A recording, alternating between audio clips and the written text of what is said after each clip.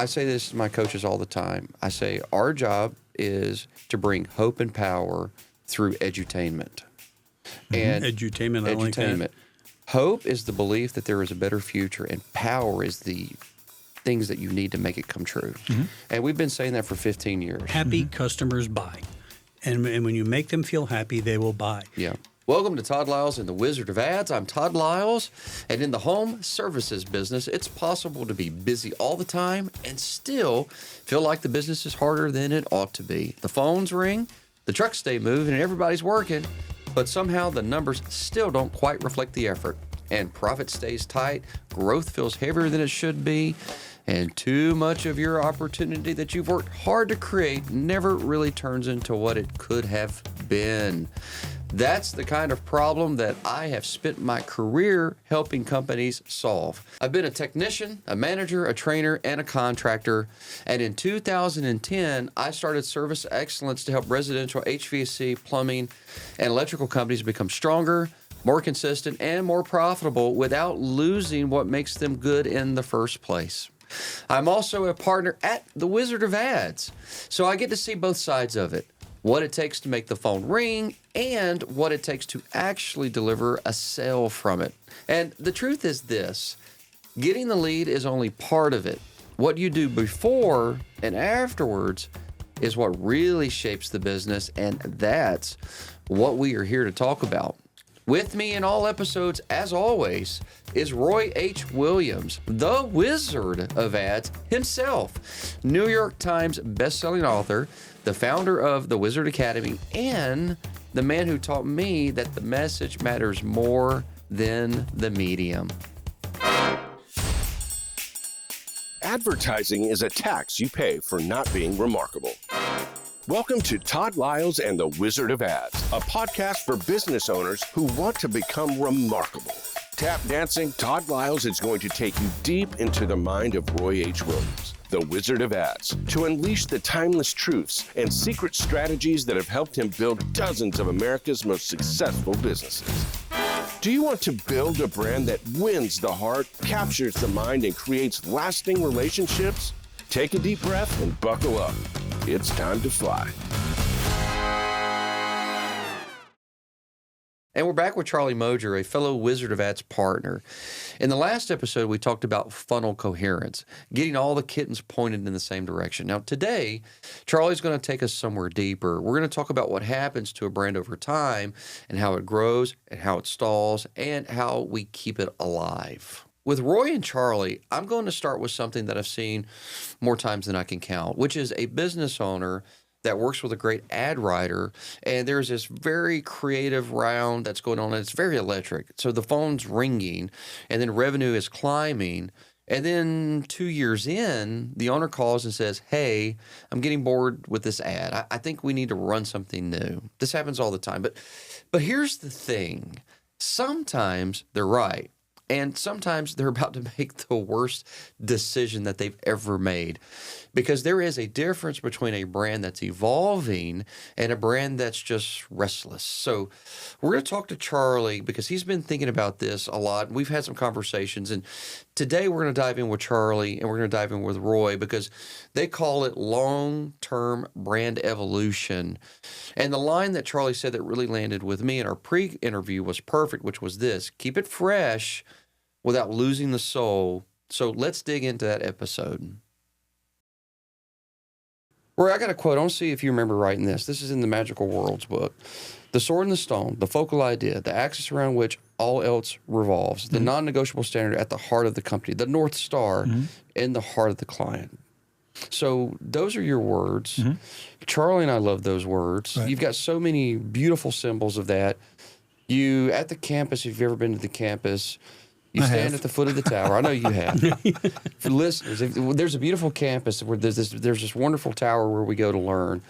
And as you walk up, there's a place where if you stand and you look up, not only do you see the sword and the stone, but the sword and the stone points right to where the North Star is. Right. So it's very strong symbolism and very, very powerful messaging there. What does that mean in relevance to a brand, Roy? Okay. When we go to the top of the tower, we're 900 feet above the city of Austin. and you can see downtown Austin 14 miles away. And we're 54 feet above the top of the tallest building in downtown Austin on a plateau. And they've already stood on the plaque in that underground chasm that's cut 300 feet to the tower. So you enter the tower from the basement, as you well know. But when you stand on the plaque, 24 hours a day, we actually have a time-lapse thing where we have a camera that we set up. And you can see that the sun go down and the stars come out and spin across the sky in a perfect circle. Mm-hmm. All the stars in the sky revolve during the night around the North Star. It's the only star that doesn't move. The reason it doesn't move is it is centered directly above the axis of the Earth. And because it is the star that happens to be directly above the axis of the Earth spins and makes the stars look as though they're moving, but the axis remains fixed. And so the North Star is there 24 hours a day. It never moves. 24 hours a day, it never, ever, ever moves. And so when the sun goes down, if you're standing on this plaque and your foot in the footsteps where the footsteps are in that plaque, the point of light above the hilt of the sword and the top of the tower and the wall of the star deck is the North Star. It's there 24 hours a day. Now, when it gets dark, now I make the point. When it gets dark and you don't know where you are, find that guiding light. It's the thing that is not connected to the wind or the waves of circumstances. It is the thing that never moves. And when you want to know what direction you need to go, and it's dark, and you're lost, and the winds and the waves are going different directions, most people negotiate or try to navigate, rather. They try to navigate by the winds and waves of circumstances. You cannot do that. It's what your dad taught you on the sailboat. Yeah. And you cannot navigate by watching the water or watching the wind. If you have something that is not affected by the wind and the waves, mm-hmm. and it's something that never moves, and go that way. Your dad said, follow the compass. Right, follow your instruments. Yeah. What happens before we had compasses, before compasses existed, navigators used the North Star in the Northern Hemisphere. It was a sextant, yeah. And so what happens is that never moves. And so you build a strategy from the thing that will never change. And when you find out from your client the thing that they will protect at all cost, they will die on that mountain. They will protect it at all cost. And when you know what that is, you now have the foundation upon which to build the brand. Mm-hmm. Does that make sense? Absolutely. And sometimes it's the client. Yes. All right. And sometimes it's not. You know, that diamond does not necessarily have to be the client. Right. It can be the identity of that brand. Right. But that North Star never changes. Yeah. You know, you evoke a memory, and I know that, Roy, you've read Hawaii by James Misher. Oh, yeah. Have you ever read Hawaii? I've seen the movie. Okay, I have not seen the movie.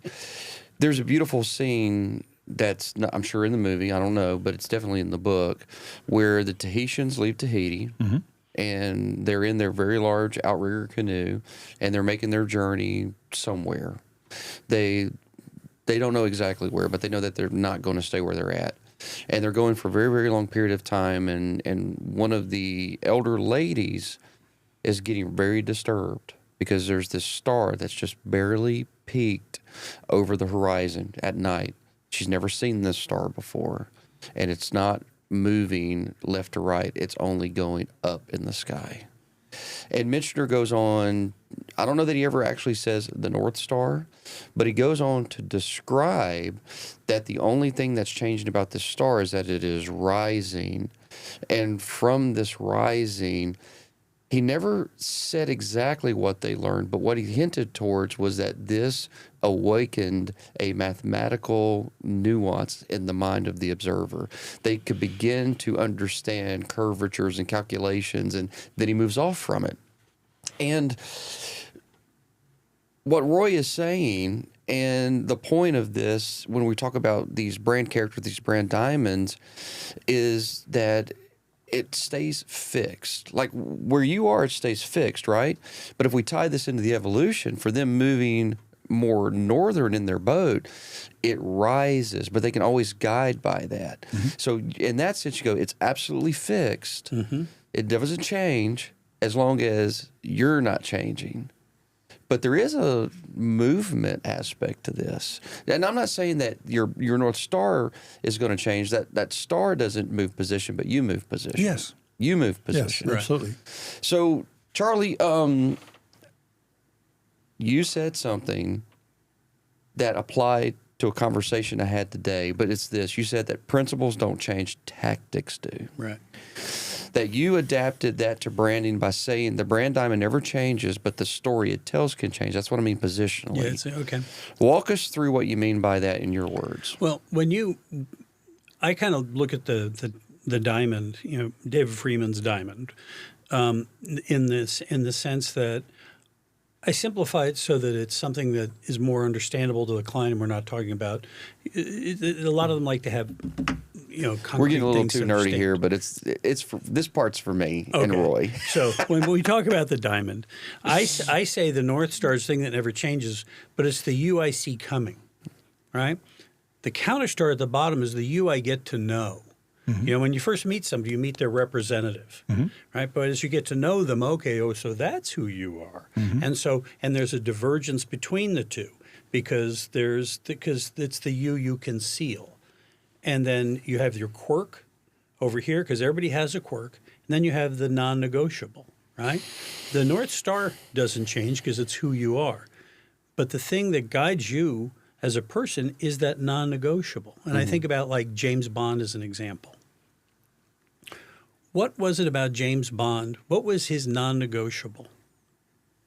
England. Oh, I thought you meant it had to England. be No. shaken, not stirred. Yeah, no, that's actually that would be a quirk, right? Yeah. And so, but England, and if you could look through everyone who ever played James Bond, that was the one standard in that character that never changed. Everything was for England, and yet he was who he was in terms of debonair and all that. And then that counter star, depending on who played Bond, it kind of moved around a little bit, and So this is getting ultra nerd, right? okay.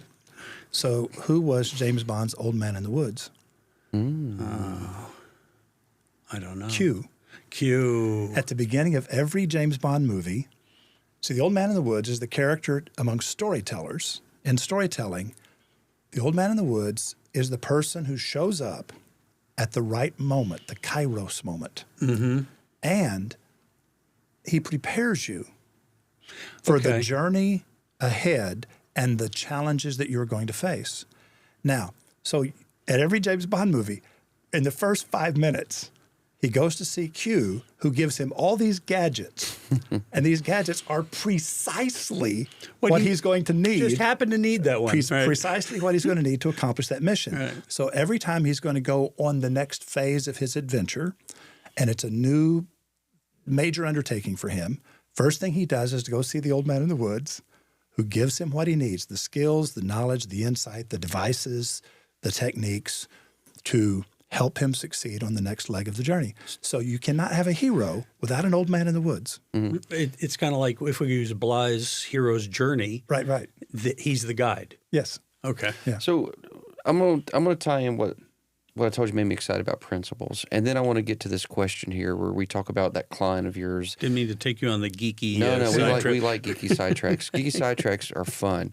So I want to tie in what got me excited about principles, and then we want to go here and talk about this conversation where you lost a client because they thought the brand was boring. They thought it should be evolving in a way that was off center from the North Star. So here's the first thing. I was speaking with Trevor and Bram from the Gentlemen Plumbers up in Canada. Wonderful people. And Trevor starts telling me this story where one of our trainers, one of the technicians kept going, well, what about this step? What about that step? And in what order? Steps. And our trainer said, this is built upon principles, the things that are always true, not necessarily the order by which they come. And I didn't know where Trevor was going with this, but the guy raised his hands and he went back into Super J type, step 1, step 2. And my trainer took the book and threw it over and pushed over the podium going, oh boy, he's about to tell me that's why my trainer sucks. And he goes, I'm going to tell you, and I want you to hear me. We don't care about steps. We care about what is true and never changes. It's principles. These are the principles of a way that a client wants to have an experience, and it will never change. They will always want you to be prepared. They will always want a relationship. The steps in which they occur may not always be the same, but we never go off these principles. And when he said that, I was thinking to myself, I'm proud of my trainer. Because that is our core belief, is that it's principles, and from principles Did comes your script. client appreciate it? That's what happened. Trevor said, after he said that, I'm going, oh, but what's he going to say?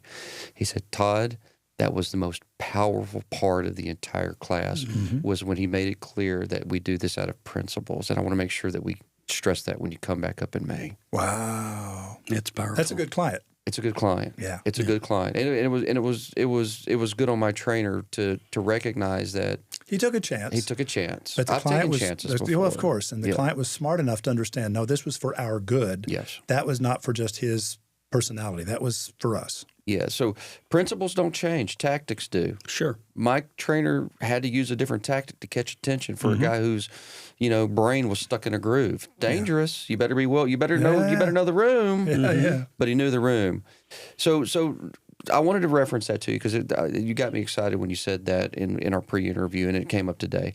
Tell us about this client that got bored. Well, let's start with. And I want you to name them by name and tell me how stupid they are.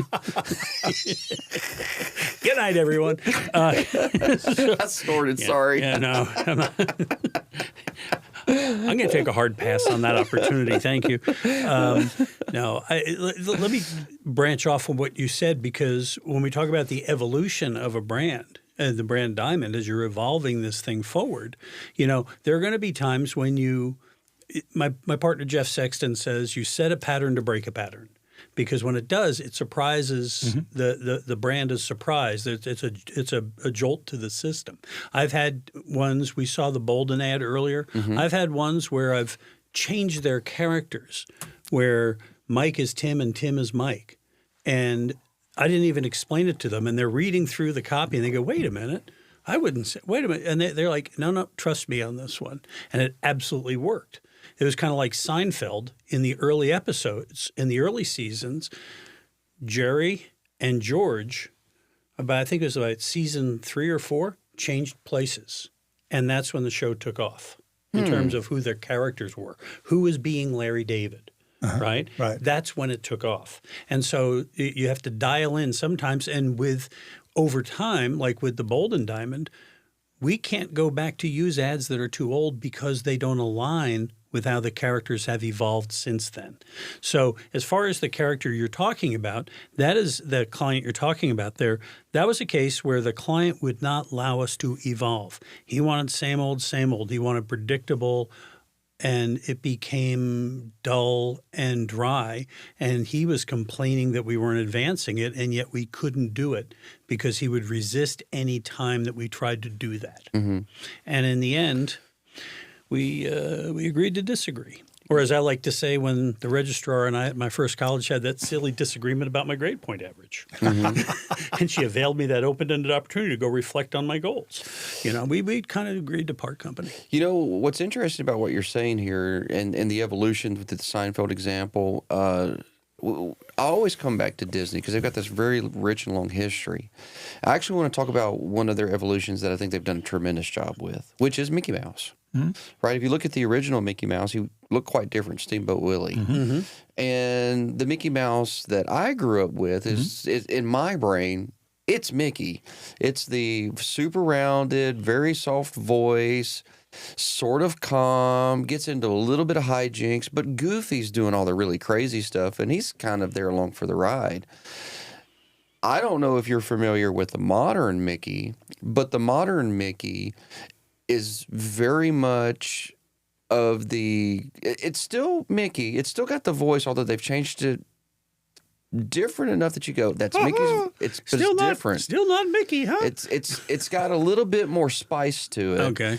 And it's a little closer to like Ren and Stimpy energy. Oh. Now I know, right? But not Yeah. Ren and Stimpy. I'm about ready to say danger, Will Robinson here. Okay. Well, so here's where I'm at with it, right? I'm like, when I first saw one of the newer cartoons, because these are the ones my kids are growing up, like it shook me in my shoes because I haven't paid attention to it. And it's like, whoa, this isn't good. This is another bad decision on Disney's part, of which they've made a lot of bad decisions lately.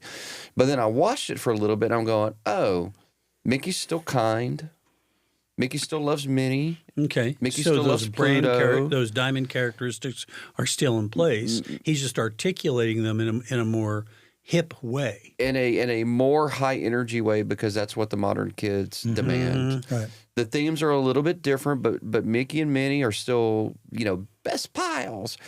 And then where they really drove this home was we went to Hollywood Studios, and we got to experience their like 3D in-person ride where all the cars are remote and they're spinning around. I get it now. It's like, oh, I get it. This is totally on brand. It's just an evolution. And there will be another version of a Mickey down the road. Don't know what that Mickey will be, but it's still Mickey. It's not Mickey. It's just, it's evolved. Minnie's evolved. I think we talk about, one of the principles I learned from Roy is like, what is the hope?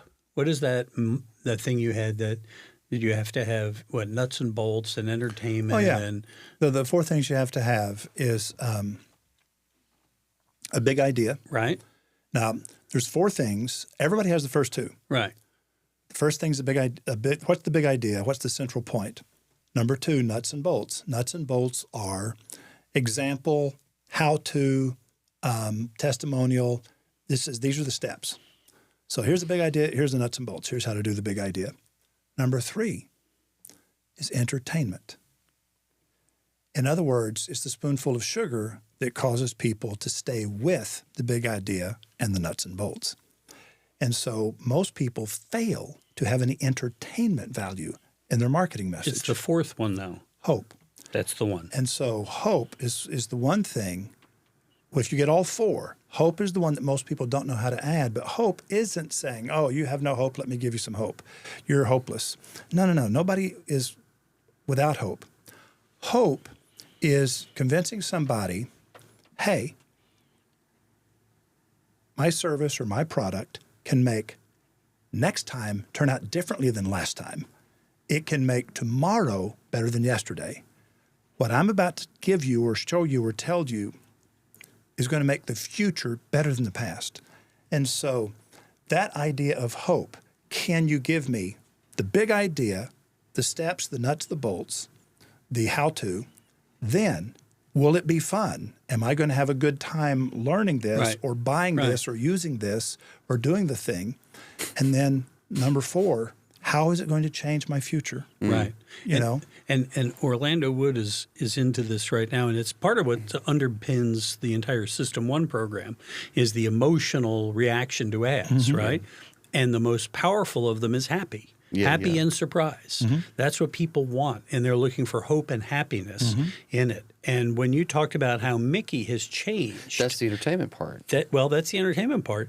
But you're saying that he's still kind and he still gives the kids hope, and he's representing a character that they can Identify with. and aspire toward. He is a cool guy. I want to be like him. Yep. See, he has more energy and he's more fast-paced because kids today have more energy and are more fast-paced. They didn't change the big idea. They didn't change the nuts and bolts. They didn't change the hope. Exactly. They only changed the entertainment. By the way, Roy and Charlie, I have a pair of shoes. On the left foot it says hope, and on the right foot it says power. Have I ever showed you those shoes? No. This has been since day one. And I say this to my coaches all the time. I say our job is to bring hope and power through edutainment. And Edutainment, I like that. Hope is the belief that there is a better future, and power is the things that you need to make it come true.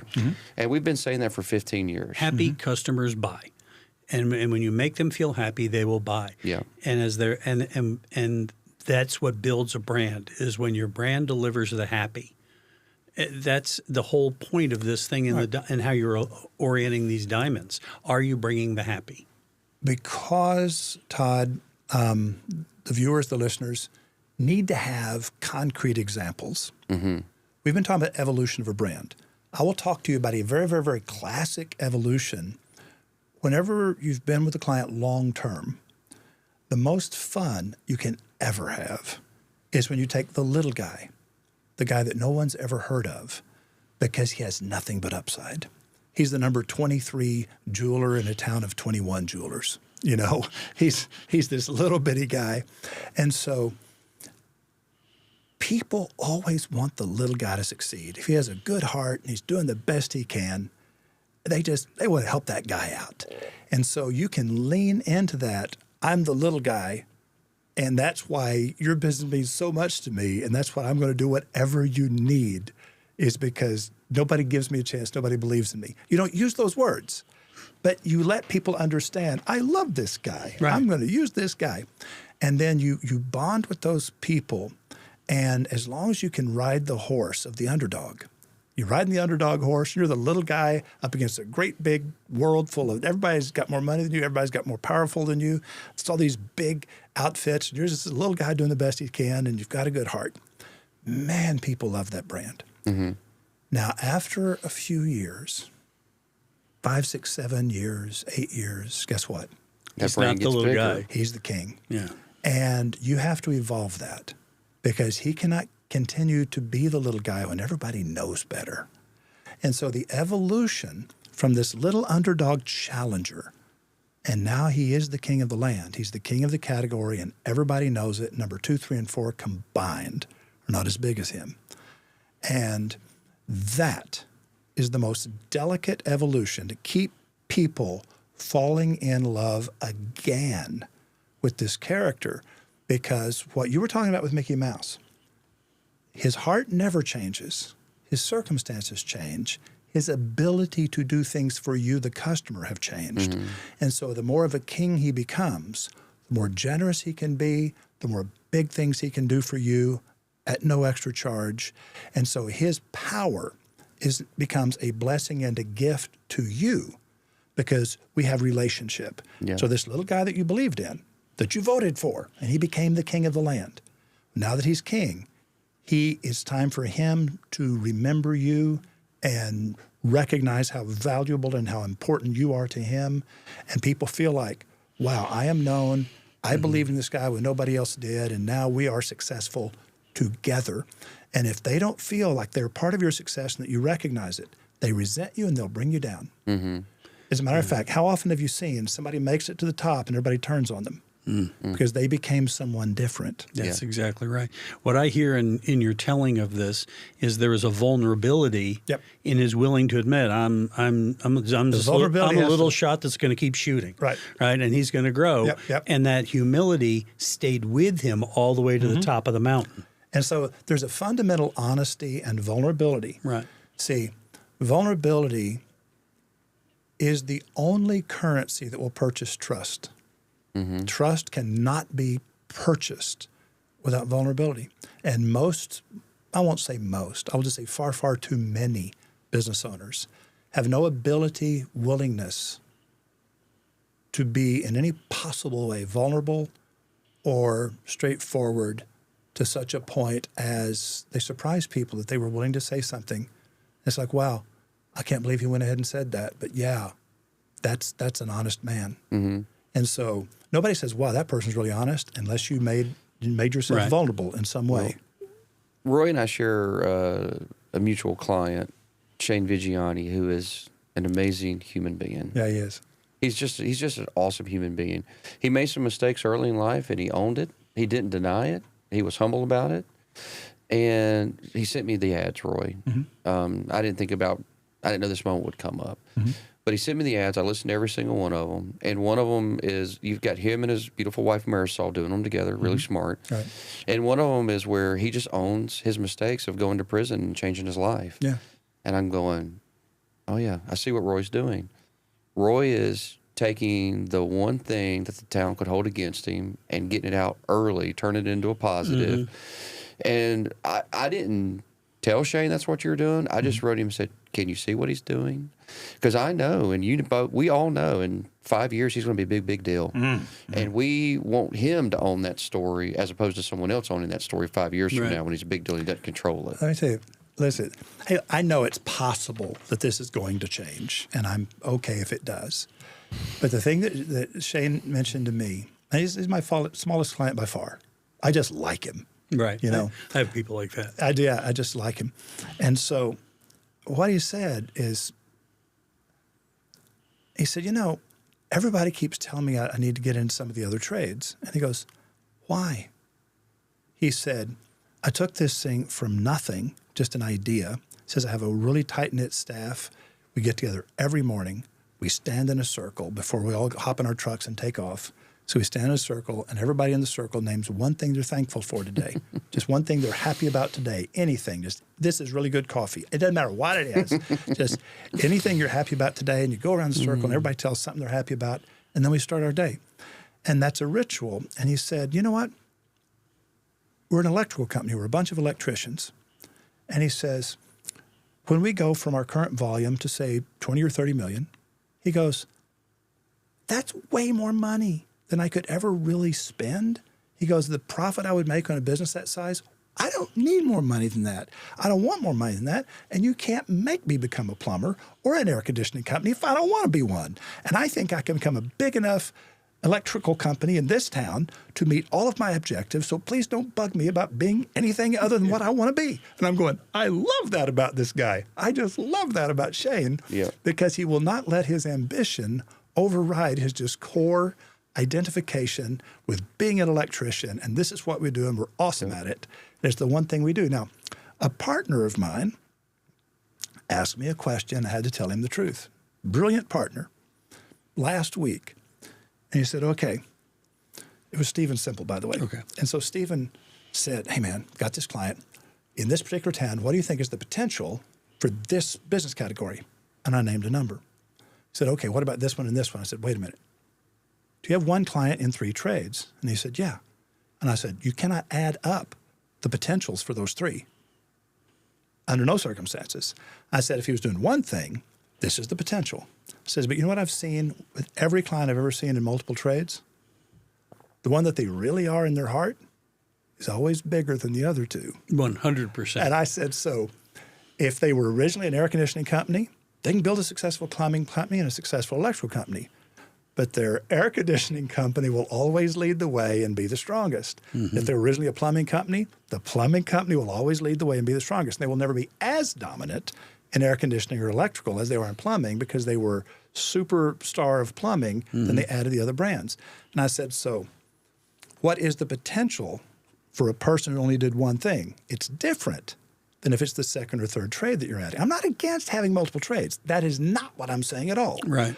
What I'm saying is the equation changes because you cannot be the specialist, the king, the master of more than one thing.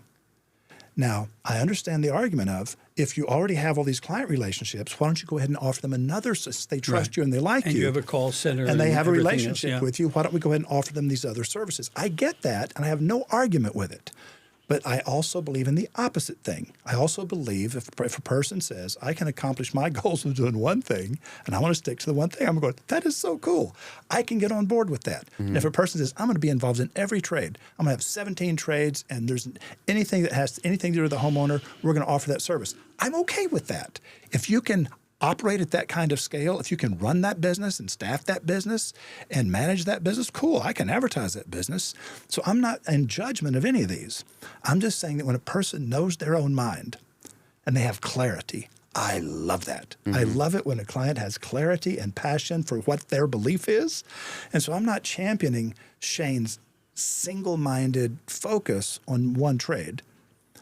I'm applauding and adoring his clarity of mind on who he is and who he wants to be and what his values are, because I'm going, that is what strategy flows from. That is what ad copy flows from. That is where the energy flows from. Anytime somebody believes something deeply, and it's the North Star, it's the guiding light, it's the thing that never changes. And I'm going, hallelujah. Here's a client, No matter, I don't care what it is they believe in with all their heart, as long as they believe in something with all their heart. Now it's easy to build a brand, or at least it is for me. Right. Yeah. Charlie, you sent over a couple ads here, and I like them because they show evolution. One is one of your clients, which is going to be a 1-hour heating and air conditioning ad that we're going to watch. And you sent over a chocolate bar ad, Cadbury ad. And I'm going, when I watched it the first time, it caught me by surprise because I'm like, what is this? It's like, oh, yeah, that's clever. So we're going to watch that one too. And then I'm going to have you comment on them, okay? All right.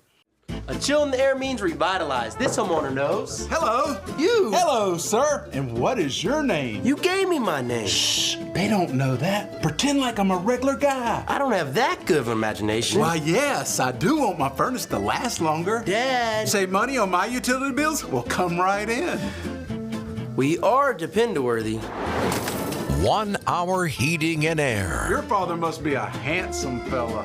I can tell you came from good stock. I love that. All right, set that up for us, Charlie.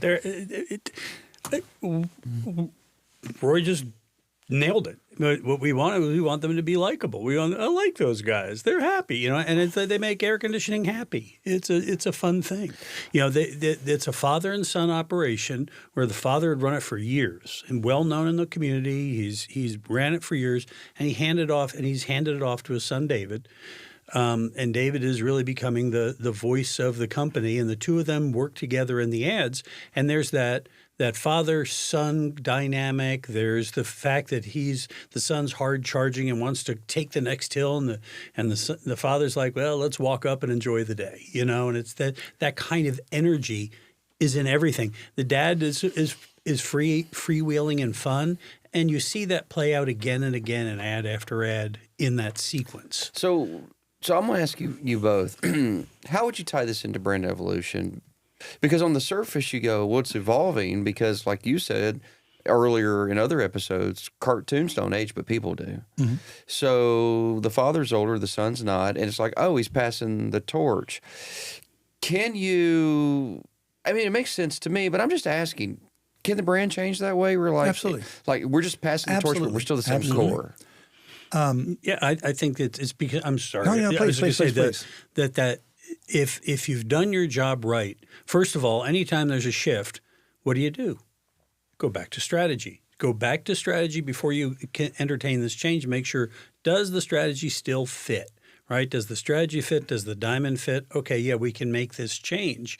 And go through that and make sure everybody's on board with that. That's the first thing you have to do. I was saying, what we were talking about earlier, the guiding light, the North Star, the sword and the stone never moves. Right. It's always there. But you move, and you see it from a different perspective. Mm-hmm.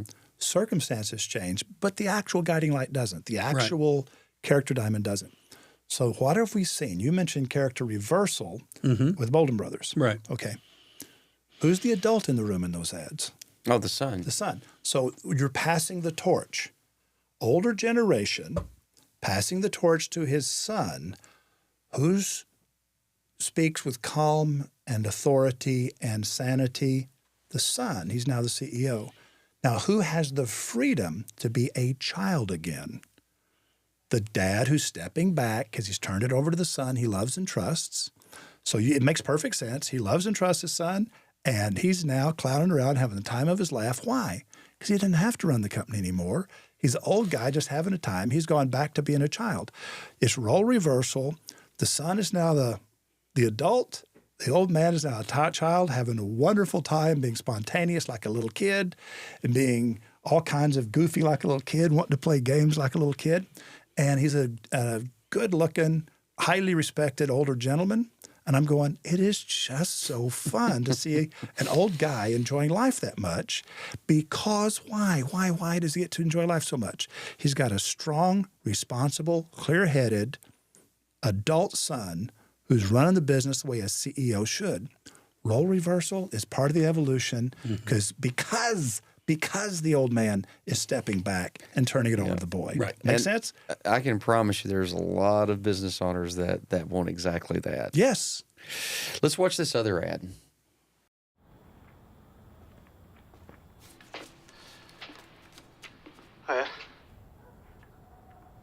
You all right?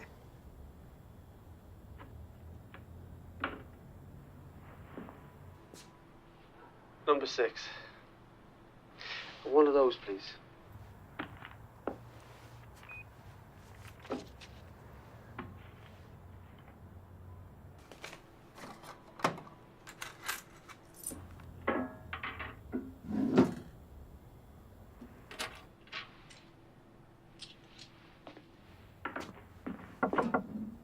Du godt bag.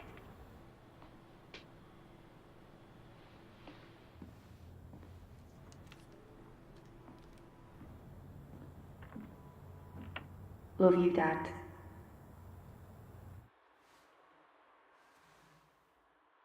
There's a glass and a half in everyone. Yeah, I have a teenage daughter. She's 15. Yeah. Listener of the ad was a man going up to a gas station, asking if the girl behind the glass was okay. She's, giving him sour looks and not talking to him. He orders gas. He points to a Cadbury candy bar, leaves it there, walks off, and she's like, "Love you, Dad," because it's for her. Yeah.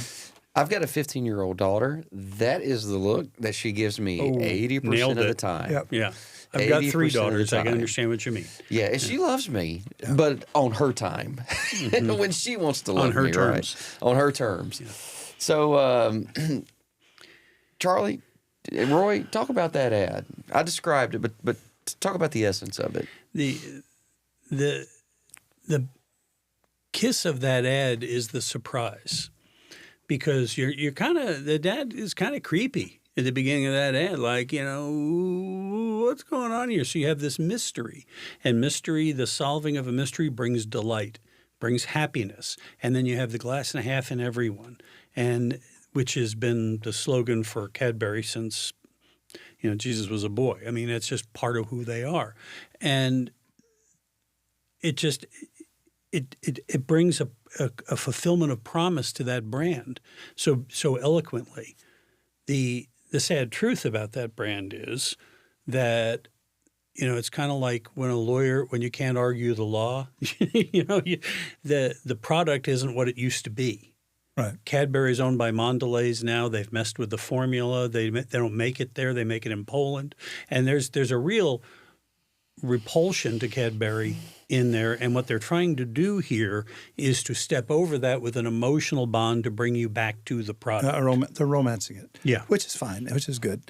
I'm with Charlie. What I call the hovering question mark. There is an awkward tension between the young woman and the old man that is just there, and it's mesmerizing, it's riveting, you're uncomfortable, it's awkward, you're not sure where this is headed, but you can't quit looking. Mm-hmm. You have to see how this, now remember, tension and release, tension and release. Tension and release is the sequence of every scene in every successful movie. Every scene has to have some element of tension and release, crisis and resolution. And so we had a building crisis. The looks between them, and you're not sure what's going on. This is creepy and weird, and I can't believe this is on TV, and what's wrong with this? And I don't know where this is headed. And this is the worst thing. Oh, that's his daughter. He just bought her a candy bar. You know what I mean? Oh, now it makes sense. And so tension, tension, tension, tension, awkwardness, release. Oh, I get it. And then, glass and a half of milk in every one. And so they romanced it. They added the emotion to it, as Charlie pointed out. And I think it's brilliant.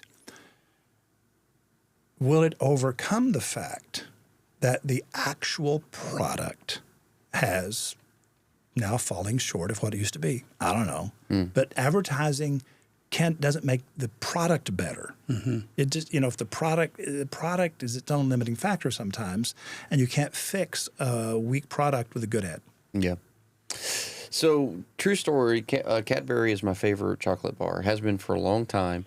And I didn't know that they were bought out. But what I have noticed at some point in adulthood, and I don't know when, the ending note has a weird, metallic, almost bitter ending note that it used to not have when I was a young kid. Yeah, it's because they're not using whole cream, and they're using some other components in it that made the formula, they say, makes it more sustainable and all that. And they also, you'll notice in the corner of it, they have this little thing. They used to be conflict-free or whatever, or the product where they got it, they made sure the cocoa beans were good, had good juju to them. Yeah. They don't do that anymore. They abandoned that program and they created their own seal they put on there now.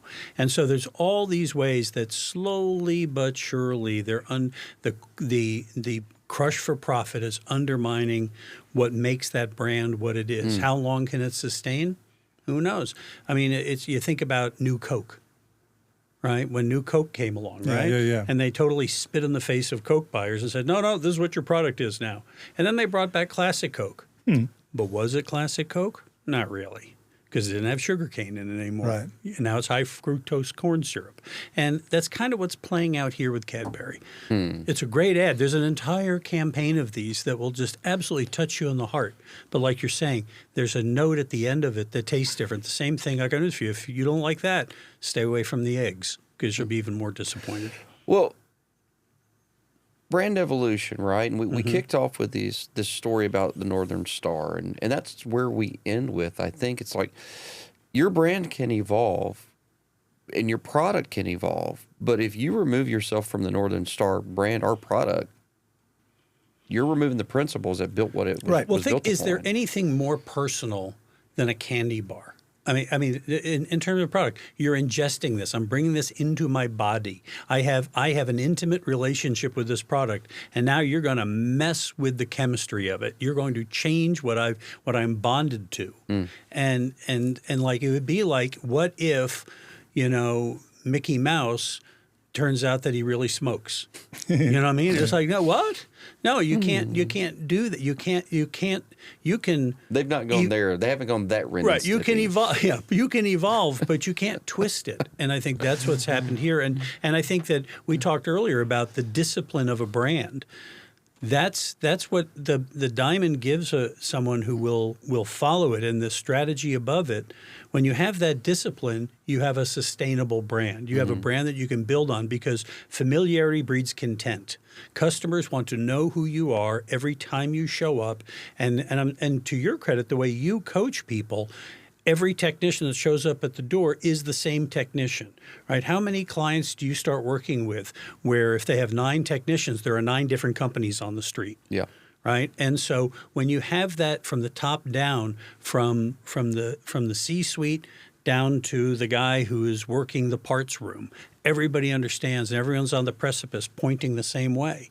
That's a durable, strong brand that's guided by the Northern Star of a diamond. Your brand is not a bumper sticker. It's a story. And stories that stop moving die. The soul of your brand, your diamond, your sword in the stone that never changes. But the story has to keep unfolding. You give your customers more to know about you. You deepen the characters. You write the next scene, because a brand that stops evolving doesn't stay the same. It starts to shrink. If you like what you're hearing, then subscribe to Todd Liles and the Wizard of Ads and share this episode with your marketing partner and ask them this question: what's the next scene in our brand's story? Visit toddliles.com/wizard for today's show notes. You've been listening to Tap Dancing Todd Liles and the Wizard of Ads, where the bold win and the remarkable reign. If you enjoyed this episode, make sure to hit follow in your podcast app so you never miss a conversation. And if you want a copy of the show notes or watch the ads from today's show, head over to toddliles.com/wizard.